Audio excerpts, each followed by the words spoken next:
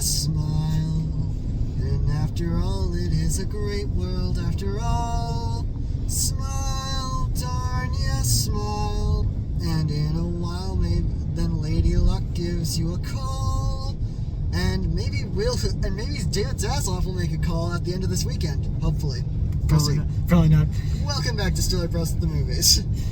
Today we're seeing something very out there, actually, because nobody knows this exists. Nobody outside of a very specific group of people that are plugged into this specific subculture of animation nerds. Yeah. Today we are going to see The Day the World Blew Up, a Looney Tunes movie. So, the Looney Tunes need no introduction. Almost 100 years of comedy gold from the most iconic characters ever to grace the silver screen. Although, as Patrick Williams put in a video that he made a couple years ago, the Looney Tunes have had a very rough couple decades since we lost Chuck Jones and Mel Blanc. It's essentially the same kind of thing that happened with Jim Henson, where the brand is still out there, still occasionally active, but it just kind of feels like the people who own them don't know quite what to do with them anymore. A couple of years ago, we had Space Jam: A New Legacy, which we liked well enough.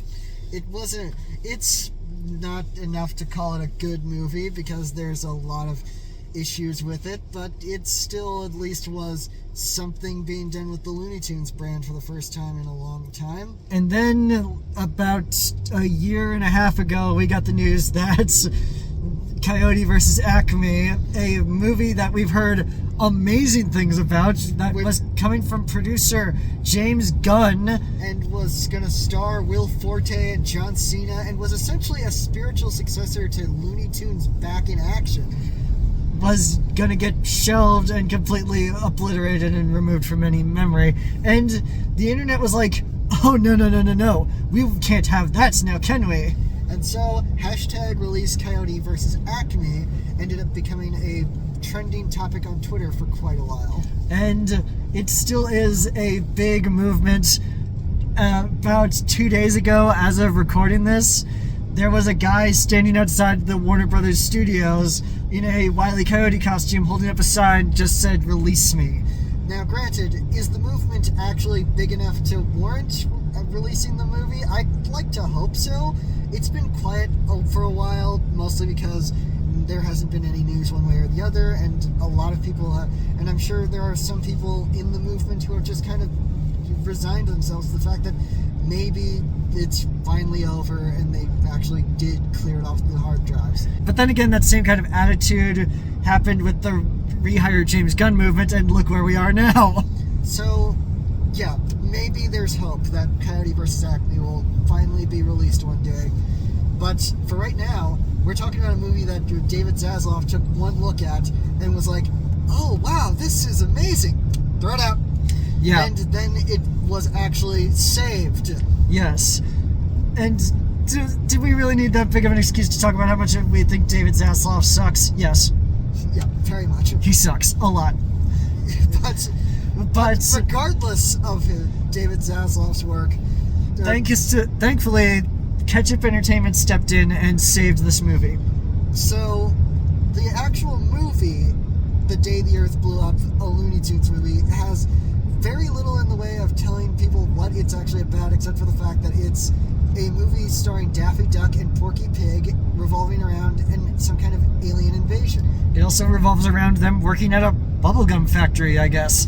I don't know. We know very little about this movie. What we do know is that the director this time around is Pete Brown, who we primarily know as the creator and voice of the titular character on much cult-beloved Cartoon Network show Uncle Grandpa.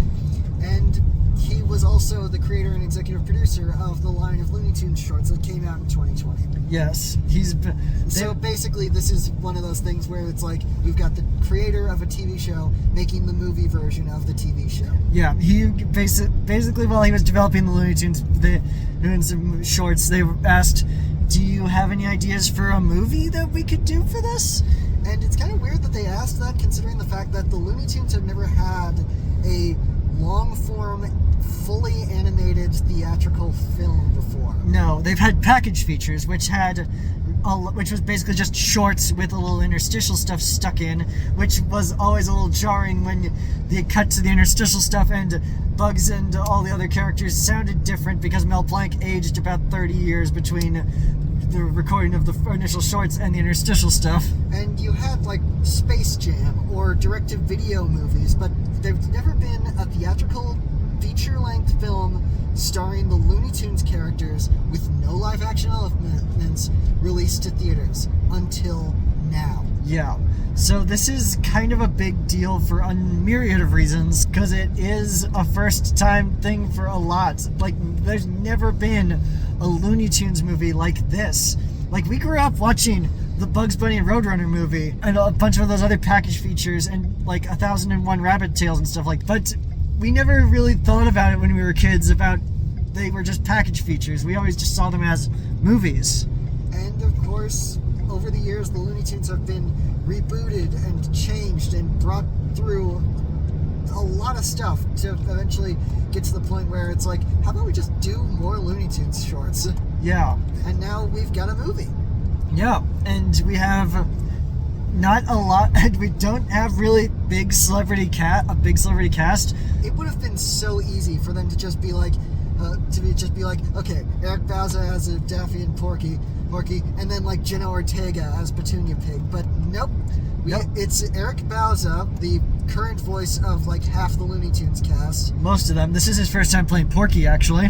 He plays Daffy and Porky. He's one of the people who alternates with Jeff Bergman on Bugs. And then we've got Candy Milo, a voice acting veteran, as Petunia. And we've also got the likes of Lorraine Newman, Peter McNichol, and Wayne Knight, who you could kind of see arguing as the celebrity voice cast of this.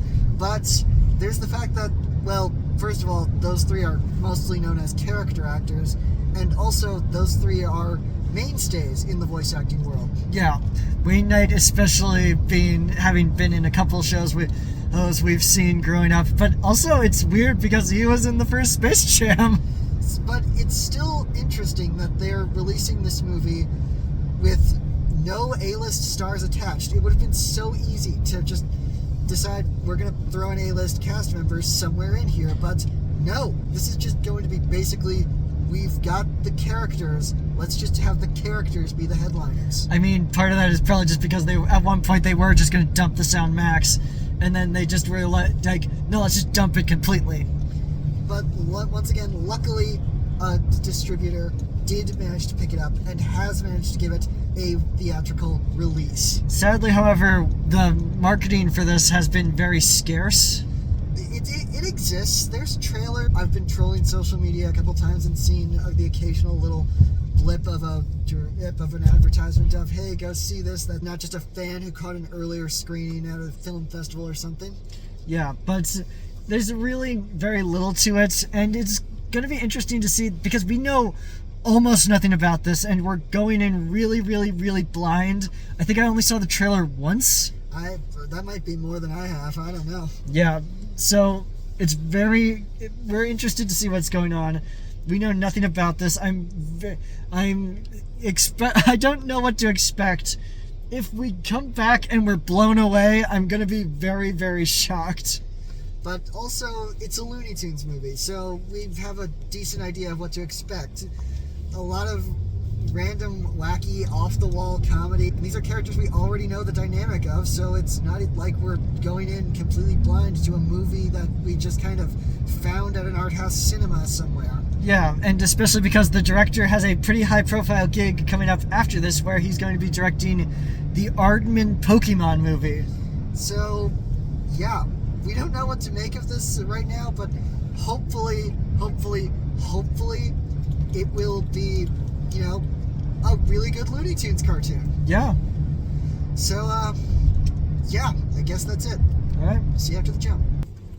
So, that was a Looney Tunes cartoon. Yeah. And everything that implies. Yeah, that was pretty good. Probably the most interesting thing is that there was 6 people in that theater, 1 kid, the other 5 people in that room laughing their asses off. So, once again, this is a Looney Tunes cartoon, and everything that is implied through that. If you like Looney Tunes cartoons, you'll probably like this movie. Yeah. But at the risk of ruining some of the jokes, let's get into it. I think that this movie really locks into what made the Looney Tunes so good as both a new thing back in the 1930s when they were first blowing up to now when it's basically just a nostalgic property. And the characters are very much in line with who they were in those eras. Obviously, Daffy and Porky are an established comedy team. And one thing that this movie does that kind of helps that out is the fact that there's really only Porky and Daffy of those, and to a lesser extent Petunia, of those established characters among the characters in this movie. Yeah, sorry to say that if you were hoping for a cameo from Bugs or Marvin the Martian or even someone along the lines of like Foghorn Leghorn, you're gonna be a little disappointed. No, but again, Porky and Daffy have been an established comedy team for years. Some of the cartoons that we watched all the way back in the day that we loved, like Duck Dodgers or Robin Hood, were Porky and Daffy joints. So, granted, that would usually be Daffy doing something stupid and Porky just kind of avoiding it by being the smart one. But here it's perfectly playing with their other comic personas of Daffy being the loony, overconfident, egotistical moron versus Porky, the overly cautious. It's basically like what happened with Mickey 17 last week. Yeah, except Daffy is not exactly as much of a narcissistic sociopath as he typically is, which makes sense for this version of the character, where he's stupid, but he's not selfish or anything like that. And part of it is just, it's a Looney Tunes cartoon, but it's also an homage to some of the B movies of the 50s. It's interesting to see a movie in this, the year of our Lord 2025, that is an animated movie with very little pop culture references of now. No. Before this movie started, we saw a trailer for that new Smurfs movie, and it's night and day between that and this. Yeah, we saw a trailer for the new Smurfs movie, and a movie we didn't know existed called Sneaks, which does not look good, I'm sorry. But it's just a matter of, this is a movie that doesn't rely heavily on pop culture, but when it does, it's just funny, inventive jokes. Like, here's how funny this movie is. It is.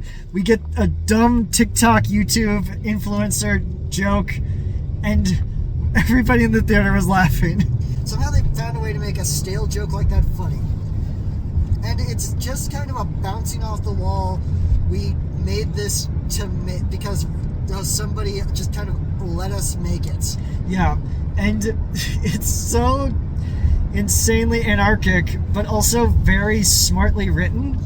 Like, it's kind of amazing how many things are set up and brought back in some way, shape, or form. Like, everything that seems like a non sequitur in that very Looney Tunes, let's throw some randomness at the wall to see if that makes people laugh kind of way, somehow ends up coming back. Yeah, and this movie loves a montage, and that's where a lot of the best comedic bits come from. They do a very similar montage joke at least twice in the movie. They do the same montage twice in the movie, but with different music. It really says something about the fact that this at least has the illusion of being a hand-drawn movie. Obviously, nothing is as traditionally hand-drawn as it used to be. There is computers in the process, but the fact that this amazing hand-drawn animation can exist, and a lot of it is very standard Looney Tunes. Let's have these characters jump off the walls and see what happens with incredibly expressive animation. But then there's like this one sequence in the gum factory that's not even really particularly a joke. It's just the animators flexing. Yeah, and there's even a character in the movie that he takes the limitations of animation and makes it funny. It's kind of amazing the things they can do with these characters just bouncing off the walls and enjoying every second of it. And for a movie about gum, it's shockingly not all that gross and focusing on the whole, let's have them chewing gum and everything like that. No, it's very insane, but it's a very good kind of insane. I'm interested to see if there's any kind of follow-up or anything. If I want there to be more of this, because I really want to see 2D animation on the screen again. It's always a treat when we see that on the big screen. Well, granted, we could probably watch more anime movies, but when they're in the theaters, but those are harder to come by. Yeah. And also based on series that we have never not seen all the way through. Yeah. But yeah, this works as a Looney Tunes. It's pure comic anarchy. It's just a perfect way of making a new Looney Tunes anything. Yeah.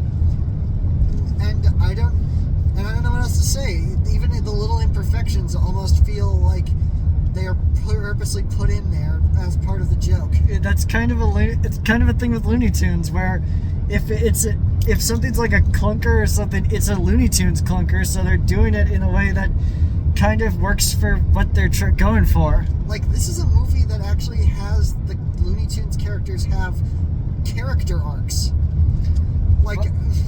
Like actual character arcs, and not just like Michael Jordan being like, the secret stuff was inside of you all along. That thing you set up 10 minutes ago, okay, I guess that was the arc, okay. No, like an arc that goes throughout the entire movie. They have character development, but it doesn't lose that anarchy. And yeah, what else can be said? The Day the Earth Blew Up. Just go see this movie if you can find a screening. If you love the Looney Tunes, then yeah, once again, you're gonna love this movie. Yeah. The odds are pretty good that this is gonna be a movie that Looney Tunes fans love. And unfortunately, I don't know what's gonna happen. No. Again, there were only 6 people in our screening, so... But... That's more than we thought there were gonna be, but still... Looney Tunes: The Day the Earth Blew Up. I hope it succeeds, mostly because I want to see Coyote vs. Acme get released, because everything we've heard from the people who have seen it is incredibly positive, and I want to see something like that. Yeah. And hopefully it still is out there, and hopefully it can be brought back. Yeah. So, yeah, The Day the Earth Blew Up. It's a Looney Tunes movie. If you like the Looney Tunes, you'll go see it. I know that this is a lot of repetitiveness, but it's really hard to go in depth in a comedy movie without blowing every amazing joke. Yeah. So that's it for right now. Be sure to like this video, subscribe to this channel, leave in the comments what you may or may not have thought of The Day the Earth Blew Up, and don't forget to tune in next time when Payback is a beast. Bye.